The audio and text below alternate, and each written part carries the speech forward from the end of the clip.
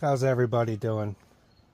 I was just going to give a quick update on my corn. It's starting to come in rather nice. I'm pleasantly surprised.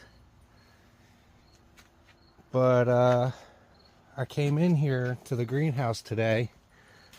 I was digging out these made in the USA 3D printed Halloween decoration skulls when I came across these cool dragonflies, and I was thinking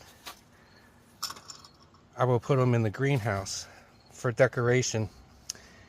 Well, not the skulls, but the dragonflies anyway. So I don't know, what do you guys think about these little trinkets I have for decorations? Should I use them or not? Let me know